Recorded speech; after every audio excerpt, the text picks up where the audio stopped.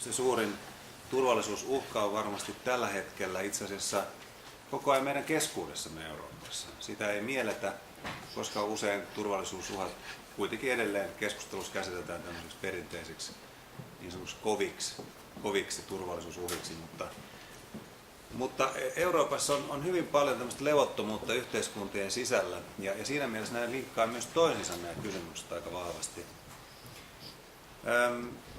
Siinä on kaikkein akuutein turvallisuushaaste kaikille eurooppalaisille hallituksille ja Euroopan unionille yhdessä myöskin, että kuinka saadaan tämä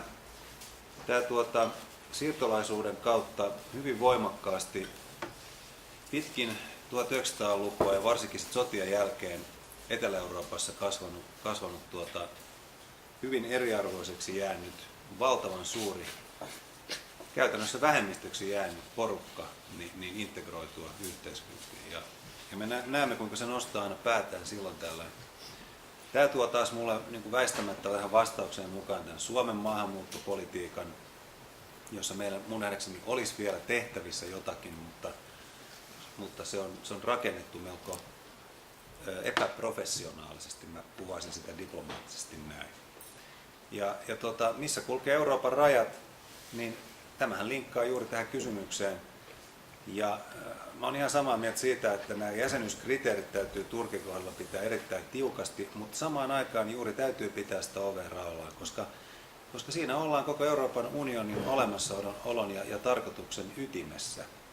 Usein sanotaan, että tarkoitus on se, että hiili- ja teräsyhteisö perustettiin edistämään kauppaa, mutta kyllä kuitenkin siellä suurien aatteen, isien ja ajatusten luojien keskuudessa, niin se varsinainen juttu oli se, että kuinka me saataisiin tämä satoja vuosia kestänyt sotiminen loppumaan tässä maanosassa. Ja silloin ollaan juuri tässä asiassa, että Turkki pitää pitkällä tähtäimellä mielellään muuttaa sellaiseksi valtioksi, että se täyttää kaikki jäsenkriteerit ja silloin se purkaa hyvin paljon myös meidän turvallisuuspommeja tästä maanosasta, koska käden ojennus kristinusko ja islamilaisen maailman välillä on aivan äärettömän tärkeä, siis meidän tulevien sukupolvien kannalta.